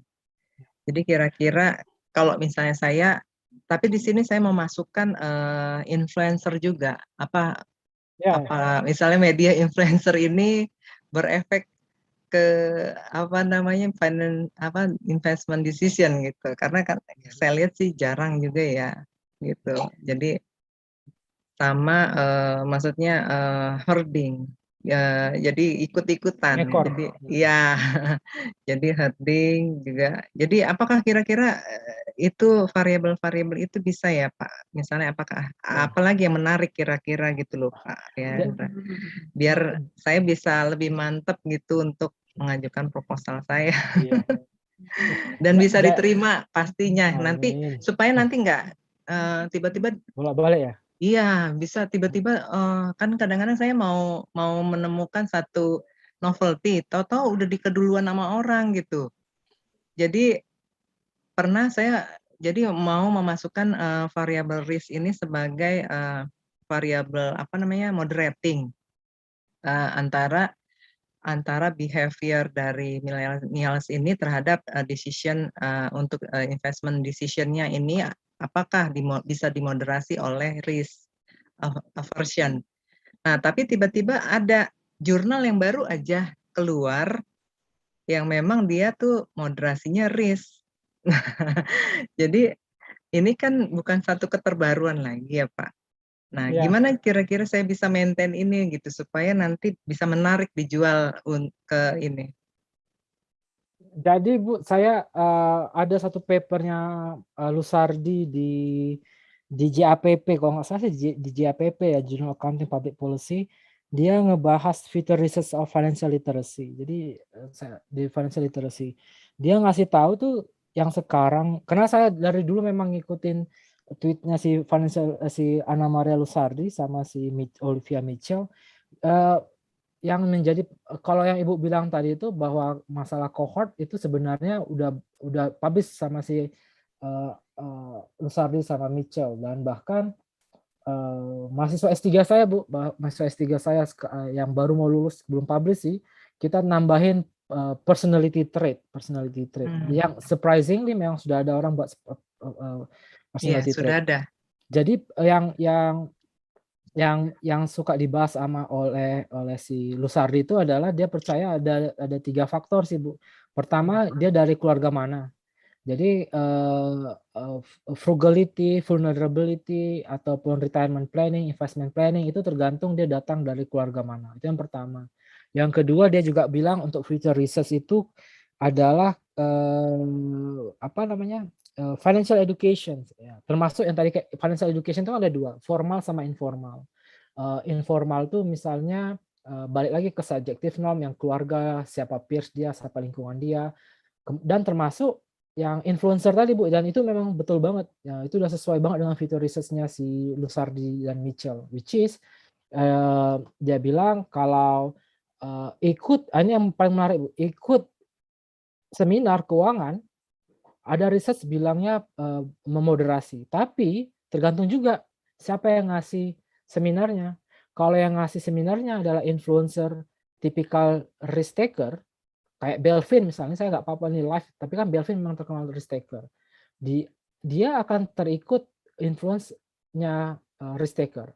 Kalau dia lebih kayak mansurologi, itu akan beda lagi. Jadi memang itu adalah fitur research yang masalah cohort. Jadi satu financial education, satu lagi dia datang dari keluarga mana, ini saya yang mana lagi, ada saya ini sih Bu, ada saya semua papernya Lusardi itu ada saya rangkum. Satu lagi kalau saya nggak salah dia education, kemudian dari keluarga mana, sosial media termasuk sosial media tadi termasuk education sih. Satu lagi kalau saya nggak salah itu adalah ini sih Bu, dia sekarang jadi change ke vulnerability, jadi keringkihan apa istilahnya, keringkihan secara keuangan gitu. Keringkihan keuangan itu kenapa? Mungkin dia berasal dari keluarga yang sandwich family, yang bapak dia atau orang tua dia mungkin masih menafkahi kakek nenek dia, dan orang tua dia juga yang menafkahi dia. Atau dia berasal dari family yang bapaknya aja dan termasuk dia itu disekolahin oleh nenek kakek dia. Nah, itu ada untuk fitur research. Nanti kalau saya ketemu papernya, saya masukin ke Google Drive deh, Bu. Itu ada 3 fitur research. Satu yang education, yang termasuk yang udah Ibu bilang. Yang satu lagi itu tadi dari keluarga mana, yang satu lagi itu udah termasuk dari sandwich family kah, atau dari keluarga yang mungkin dinafkahin oleh kakek nenek dia, atau ya financial vulnerability ya, financial vulnerability ya. Udah bagus sih kok Bu, udah bagus. Oh, financial vulnerability. Iya. Itu ringkih ya, maksudnya. Iya. Karena kan misalnya orang yang dari ini, tapi ini baru preposisinya si Lusardi sih Bu ya. Karena dia itu hanya itu hanya feature research agenda dia aja. Dia bilang kan kalau orang datang, kalau dia generasi milenial yang ini, dia masih sekolah, tapi uang sekolahnya pun datang dari bapak ibu dia, dan bapak ibu dia ini juga menafkahin orang tuanya. Dia pasti ada perbedaan investment planning atau retirement planning dibandingkan orang yang bapaknya hanya nafkahin dia. Atau ada juga perbedaan dari keluarga yang bapak ibu dia dan dia dinafkahin oleh kakek nenek dia. Nah, seperti itu. Ada beda-beda itu. Apakah tepat pakai life cycle atau pakai prospek ya? Oh, kalau yang ini lebih sesuai life cycle, Bu. Prospek udah nggak sesuai lagi. Oh, prospek udah nggak sesuai. Iya, kan? Prospek lebih ke psikologi kan? Iya, oh berarti life cycle ya.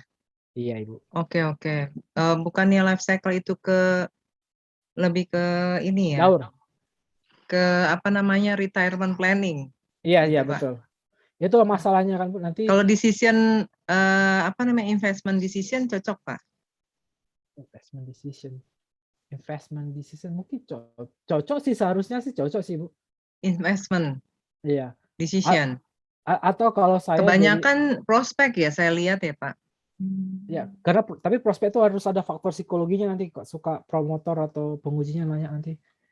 Oh, Kecuali gitu. kecuali Ibu boleh menunjukkan faktor psikologi di dalam penelitiannya sih. Contohnya kayak herding gitu, behavior. Boleh. Tapi ya kan? nanti istilahnya nggak sesuai dengan herding sih Bu. Istilahnya itu adalah representative bias. Representative bias. Dia bukan herding. Oke. Ya seperti yang Bu Risna bilang ya. Iya. Oke. Iya, terima kasih Pak Rayendra. Oh, iya.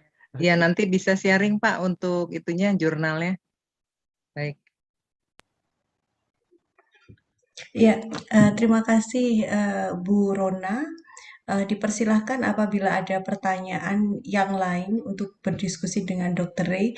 Kita masih ada waktu sampai jam 3.30, jadi ada sekitar waktu 15 menit. Dipersilahkan dibuka lagi untuk sesi diskusi.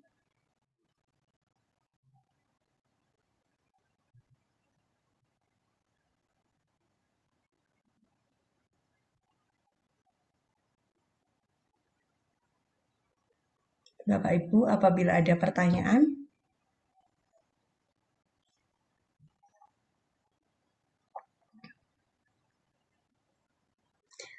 Okay, Dr. Ray, I think everyone got a clear idea about research in finance. Yeah, and they're already clear about everything. So maybe for the session in this third research talk, we can finish for today. Thank you so much for everyone for the participation from the first research talk until the last research talk. And we have thank you to Dr. Ray for your time, for everything, for your knowledge. You share a lot of knowledge for us, and this is very good opportunity for us. So I would like to say thank you to everyone, and then we're gonna close this 3-in-1 program for today. And I say